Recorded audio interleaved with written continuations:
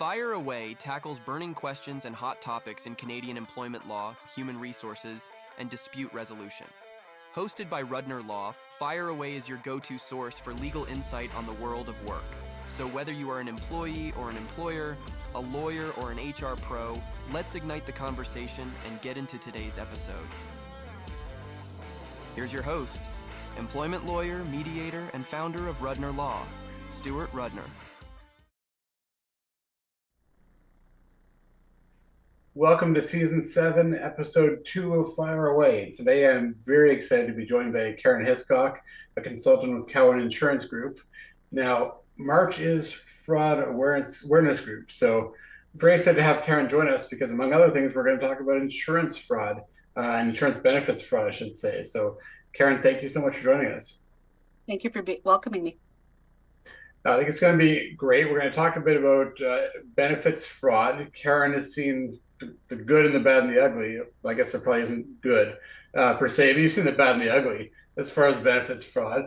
And one of the key messages I know Karin is going to talk about is the importance for employers to deal with benefits fraud like they would any other kind of fraud or misconduct that employees engage in. So we're going to talk about that. And Karin and I also recently did a presentation for the Toronto chapter of the International Society of Certified Employee Benefit Specialists. And we talked about, quote unquote, ghost employees.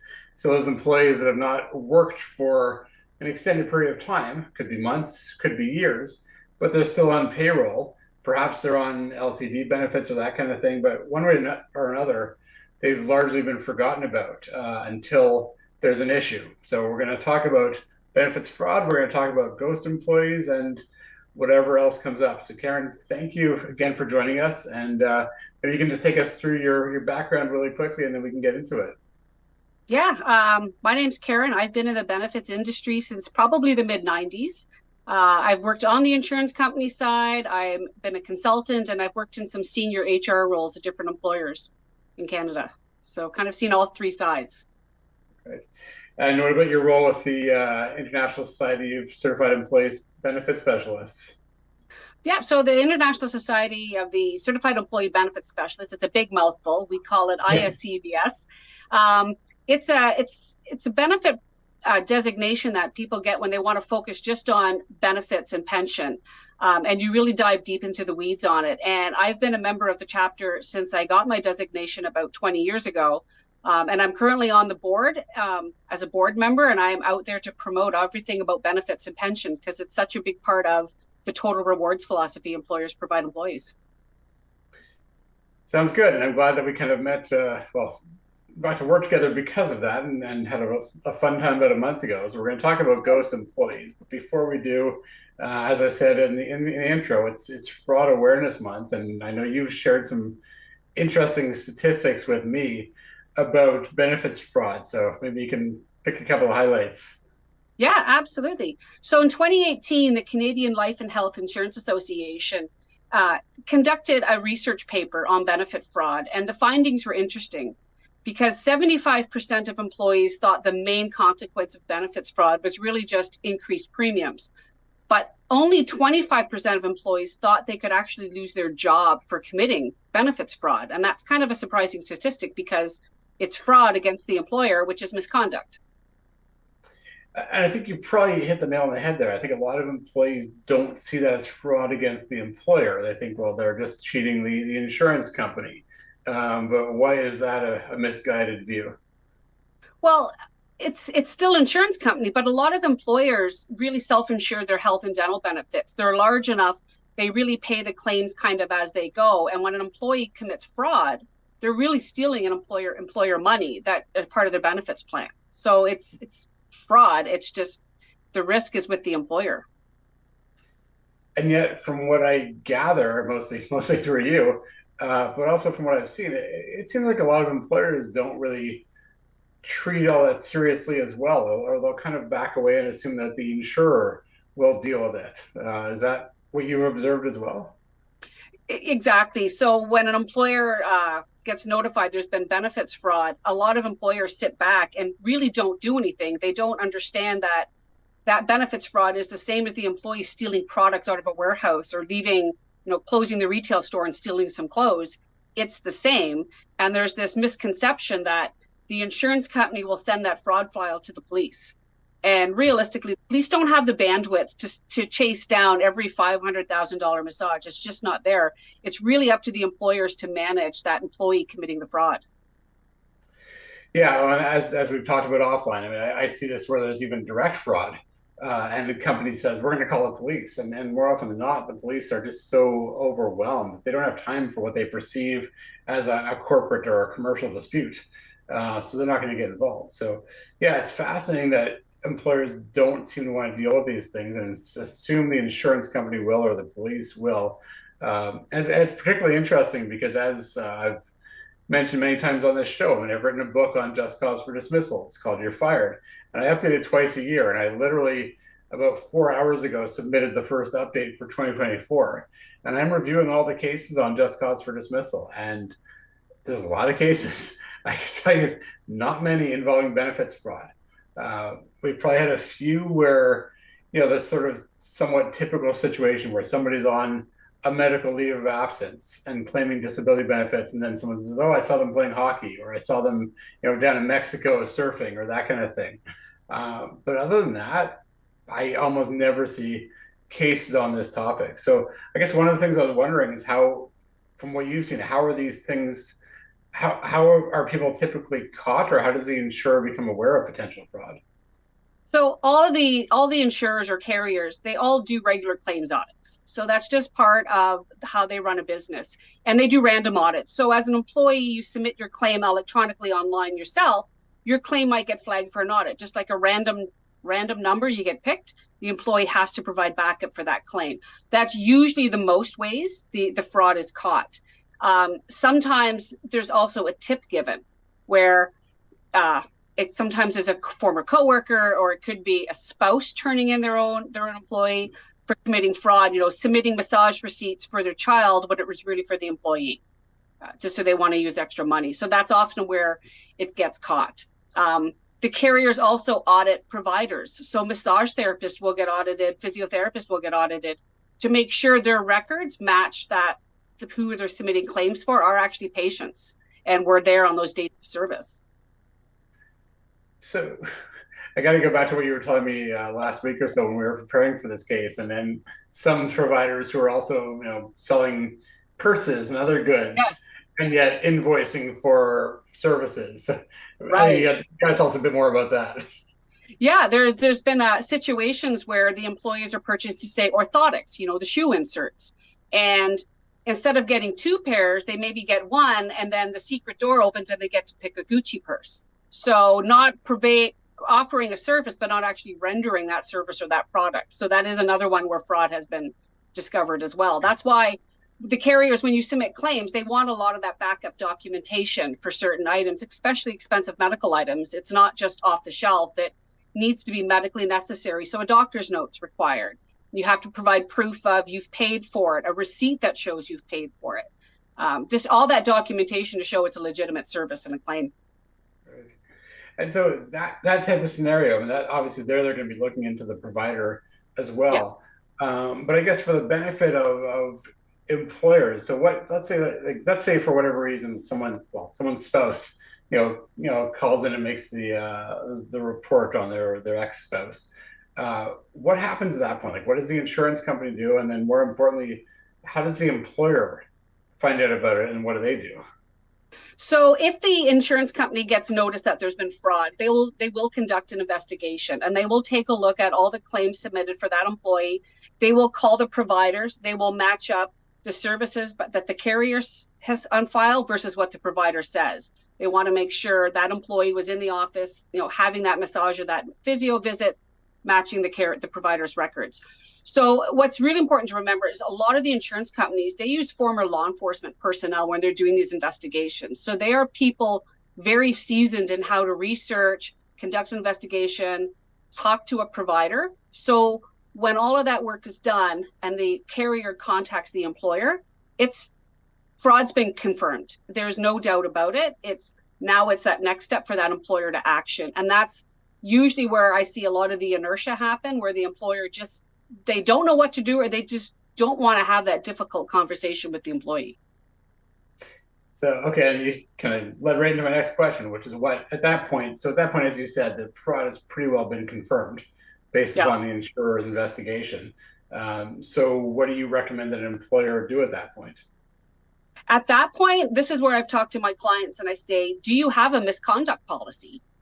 Do you name benefits fraud as part of that workplace misconduct policy? And not only do you have a policy, but what is your process? Because you can have a policy, and as you know, Stuart, if people don't have a process to manage it, it kind of really isn't worth the paper it's written on.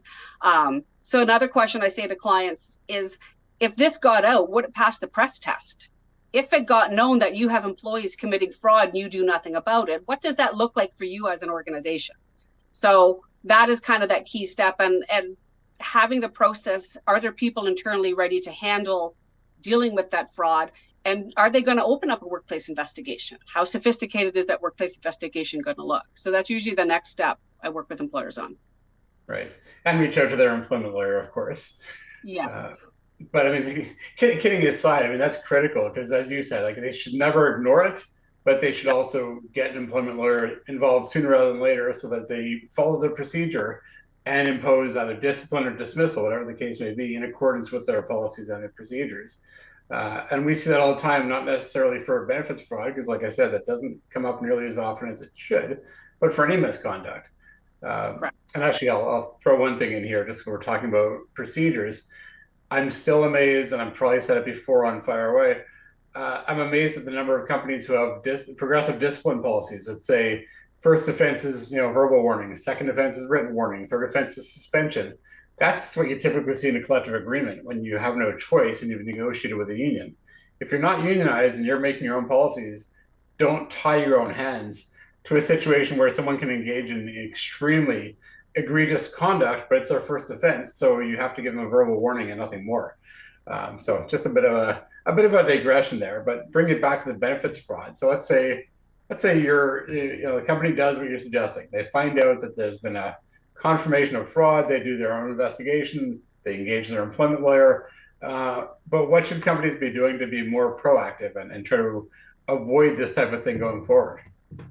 So, I mean, one of the things is when you get notified of there's been benefits fraud, it's finding out the reason why, because that employee might have specific, things going on why they committed the fraud. So somebody might have a drug addiction or a gambling addiction. That is why they're doing the fraud. They need the money. So during the course of the investigation, that might lead the employer then. Now you might need to start looking at the situation with a bit of a different lens. It doesn't mean the employee is not responsible for the fraud, but how they might handle it, its situation's unique. That's kind of a key. To prevent it, communicate. That is one of the big ones. They need to communicate their benefits plan, what the purpose of it. They do great jobs. Employers are doing fantastic talking about mental health support, wellness supports, but communicate about it. It's benefits, it's fraud prevention month. Carriers are all providing information. Post that information on your company intranet. Make employees know that fraud is not an accepted practice and it will be dealt with. And then having that policy, that misconduct policy, make sure it's employee facing. You can't have a policy if nobody knows about it. And that policy, if you're posting it on the intranet site, do all employees have access to it? What about an employee who's on a long-term leave? They may not know this is a policy anymore. You need to make sure it's out there. Yeah, that's a great point, and it brings us to the whole notion of the ghost employees. But before I get there, you made a really, really important point, which is if you're going to investigate, find out why they did what they did, and was it because of a drug addiction or something else? Because again, one of the things that I see all the time is before you impose discipline, you've got to confront the employee, find out if there are any mitigating factors. And contrary to popular belief, you can have two employees who engage in the exact same misconduct. Let's say two employees who engage in benefits fraud.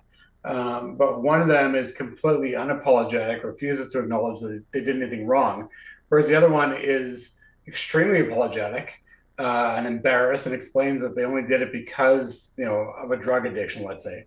It's a whole lot of mitigating factors, which might mean that second employee will get a second chance, whereas you might have just cause to fire the first one. But if you as an employer don't go through the process to find out, you're only going to find out when you get to court. And at that point, it's too late and you're on the hook for a whole lot more. So I thought that was a great point. So let's move on to our second topic, which is the ghost employees. And then you kind of did a perfect segue there. One of the risks is you've got someone who's been off work for 5 years. They have no access to the network because they're not working, and you've got all these policies and procedures that they're expected to follow. So, how do you deal with that? And I guess bigger picture, why are the ghost employees such a big concern? Well, and that's sad because a lot of times people are away from work for very legitimate reasons. They're on disability, but the employer really hasn't reached out to them. They're totally disabled from any occupation and they kind of fall away and no one's kept in contact. So one of the ways to manage those ghost employees is, as an employer, be in regular contact with them at least once a year. Keep them up to date on what's going on at the company. If you've enhanced your employee and family assistance plan, make them aware of that so they can use it. But also, I mean, it's kind of a perfect time of year. All the employers have finished their year-end activities. They've issued their T4s. Do you have people who are on your payroll that you issued a T4 slip for, but they're not on approved disability with the carrier? They're not on workplace injury. They're not on a statutory leave, and they're not actively at work. So where are they? So that should trigger, as an employer, I call it the what you doing, where you been, what's going on, right? Like, have that conversation.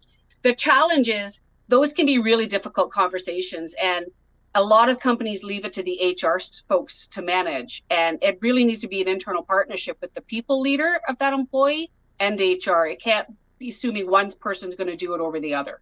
So that's one way to really just look at all your data points, T4 slips, your payroll, your HRAS, look at your census data when you have a benefit plan. A lot of different data points to check to find those ghosts. Because if you don't look for them, as in HR, and I've had it, you will have one of them pop up and scare you. That's why I call them ghost employees. They pop up when you least expect it, and it's usually something pretty big. And then you're reaching out to your employment lawyer for, what do I do? So when you say pop up with something unexpected, like what? Maybe you can give us some scenarios or Yeah. horror stories without personal details. Yeah. A common scenario is you have an employee who turned 65 a couple of years ago. They were on long-term disability and their LTD benefits ended. Their life premium, waiver of premium ended. The employer didn't do anything with them. They were using health and dental, and then they died.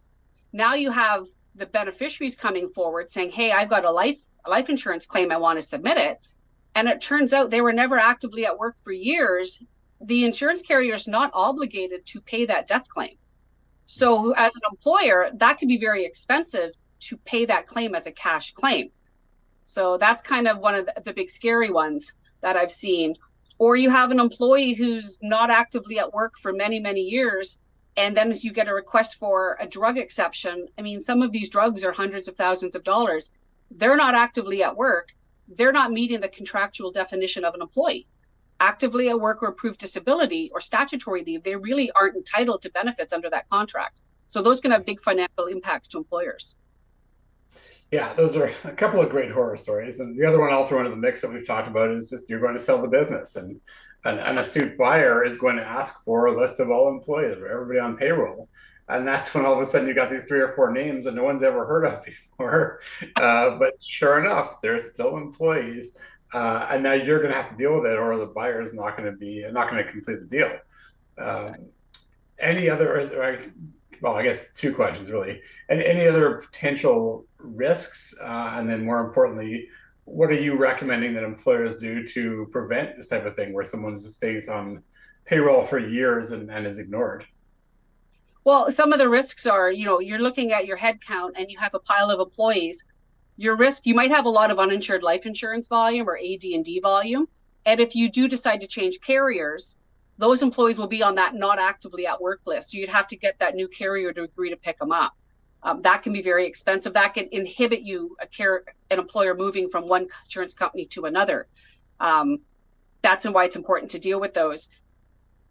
Honestly, what I tell my clients is every year when I do their annual renewal, who's actively at work, who's not actively at work, and match up to all your disability files. Anybody who's not matching, then start looking at the reasons and work with, a third party. If these people are claiming they're disabled and unable to work, take it at face value that they are disabled and cannot work, but then validate, are they truly disabled and can you accommodate them, and go down that process. It's not a fast process, but it's really important to help control any risks and financial obligations as an employer might have. Then when they've done all that work and it's still, the employee can work and they don't want to, at that point, I tell them, contact your employment lawyer now to go to next steps. Always good advice. And the other key thing is just, have those procedures in place. I mean, you said it best before. You can have policies, but without proper procedures, that they're almost meaningless. So have procedures in place, such as if someone's on medical leave, have touch base with them every quarter, every 6 months, whatever it is. But don't just make it random. And I don't know about you, like I see this where it either falls to HR and they just kind of haphazardly remember to contact people, or it's the manager of that person who, every now and then just sort of touches base with someone to see how they're doing. But there's nothing formal. It's often not recorded. And the manager probably doesn't even know what the issues are as far as benefits coverage and things like that.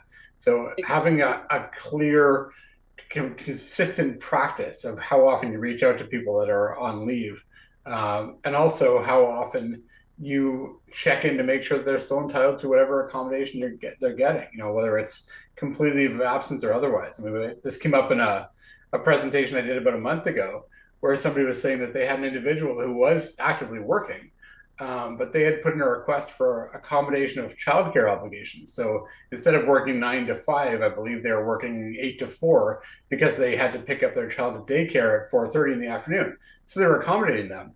And they'd been accommodating them for those daycare obligations for approximately 16 years.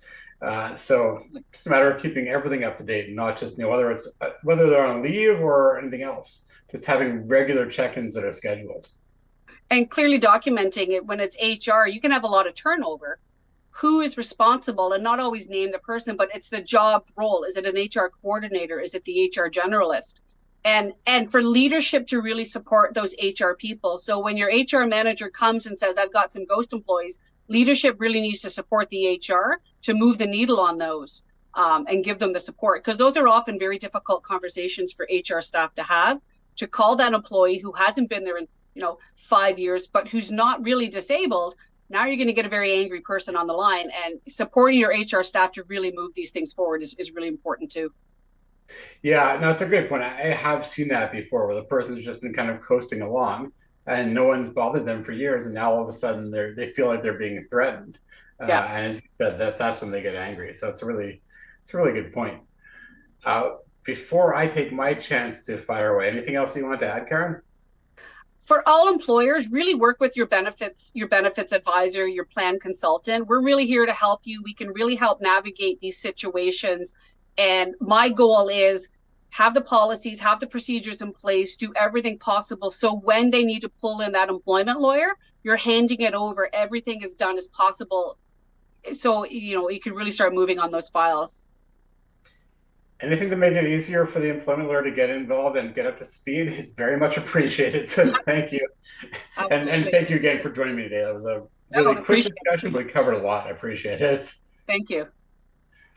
All right, I'll take my turn to fire away now.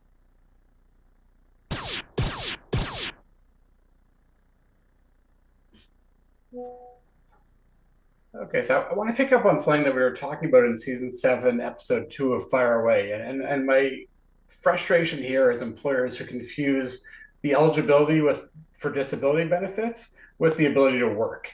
So we see this all the time, where employers get into trouble because they assume that just because an employee has been denied disability benefits, that means they've been cleared to return to work, and they have to. And we see this either when the initial application for benefits is made, if it's turned down, or more often, what happens is that the employee is on disability benefits, and then they hit the 2-year mark. And as most viewers will know, at 2 years, eligibility usually changes so that it's not only that you can't do your own occupation, it's that you can't perform any occupation. And at that point, a lot of people all of a sudden lose their benefits, and the employer is notified that the employee is no longer eligible for benefits, and they send out a letter or an email to the employee saying, we understand that you've been cleared to return to work, and if you're not at work next week, then we're going to assume you've abandoned your job, which is completely wrong and incredibly risky. I think it's important to remember that there are lots of reasons why an employee might not get benefits that have nothing to do with their ability to return to their previous job. So as an employer, the question you've got to answer is whether the employee is able to work or not whether they qualify for benefits. They may remain on an unpaid leave, but they still are entitled to remain off work. So leave of absence is just like any other form of accommodation. And as we've said before, employers need to manage any requests for accommodation properly. They need to get proper documentation on the limits of someone's ability to do their job, not diagnosis or anything else. Don't rely upon the insurer because this is not their job. And then once you get the documents, you can assess whether there is a legitimate need for accommodation. If so, whether there are options available to accommodate, or if the contract has been frustrated. Maybe the evidence shows that there's no reasonable likelihood they're going to return to work in their foreseeable future. And if so, you can say the contract's been frustrated. But one way or the other, you've got to take this on personally. You can't leave it to the insurer, get the documentation, and then assess whether the employee is able to return to work or not, which again has nothing to do with whether they qualify for disability benefits. So it gets back to what we always say, don't make assumptions, get proper legal advice before you act, and certainly before you do something like failing to accommodate a disability. As we always say, if you think you might need an employment lawyer, you probably do. So that's all I wanted to say for this break. And now we will wrap up season 7, episode 2 of Fire Away. So I want to thank everyone for tuning in. Huge thank you to Karin Hiscock for joining me today. And as always, thanks to Rob and Rebecca and Mark for helping put the show together. Next episode will be on April 16th, and I will be joined by Bob Stenhouse for another great discussion. We'll see you then. At Rudner Law, we want people to treat their employment relationships as legal relationships and make informed decisions rather than assumptions. Keep up to date on Canadian employment law issues by following us on Twitter, Instagram, LinkedIn, and TikTok, liking our Facebook page, subscribing to our YouTube channel, and signing up for our newsletter. Past episodes can be found on YouTube, on our website, and archived on Facebook. And if you like our page or subscribe to our channel, you will receive notifications when the episodes are live. As we always say, none of that replaces legal advice tailored to your specific circumstances. If you think you might need an employment lawyer, you probably do. So please don't hesitate to reach out to us.